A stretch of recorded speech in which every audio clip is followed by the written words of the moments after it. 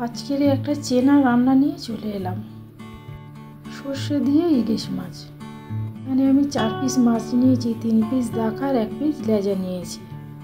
মাছগুলো একটু ম্যারিনেট করে নেব।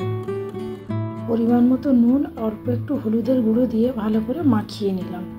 হাতে অল্প একটু সর্ষের তেলও মাখিয়ে নিয়েছি, ভিডিওটা করা হয়নি। এখানে একটা ছোট্ট পাত্র নিলাম, 2 টেবিল চামচ সাদা সর্ষে নিয়ে নিলাম, 2 টেবিল চামচ কালো সর্ষে নিয়ে নিলাম, সাথে আমি 2টো কাঁচা লঙ্কা নিয়ে নিলাম।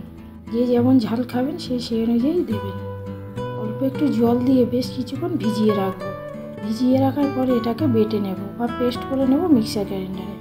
মানে আমি সর্ষে পেস্টটাকে একটু ছাঁকুনি দিয়ে ছেঁকে নিচ্ছি। সময় সর্ষে তিতো হয়ে যায়, সেই জন্য করে এই পদ্ধতিতে করলে আর সর্ষে তিতো হবে না। এভাবে আমি চিপে চিপে সর্ষের থেকে জলটা বের করে নিচ্ছি।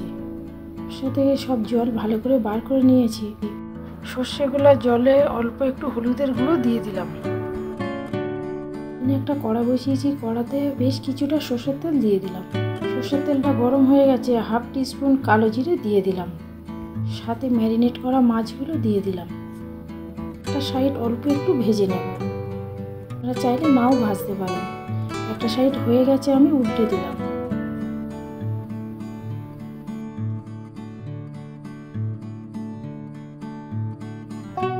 সর্ষে যে জলটা বানিয়েছিলাম ওই জলটা এখানে দিয়ে দিলাম।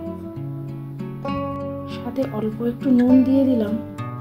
আগে থেকেই মাছে নুন দেওয়া ছিল, দেখে আমি আরও একটু নুন দিয়ে দিলাম। আর সাথে একটা চেরা কাঁচা লঙ্কা দিয়ে দিলাম। ঢাকাটা বন্ধ করে বেশ কিছুক্ষণ রান্না করে নেব। কিছুক্ষণ পরে দেখুন ঢাকাটা খুলে নিলাম। আমার গ্রেভিটা কত ঘন হয়ে গেছে। আমার রান্না প্রায় শেষের দিকে। গ্যাসটা বন্ধ করে কিছুক্ষণ স্ট্যান্ডিং টাইমে রেখে পরিবেশন করে দেব।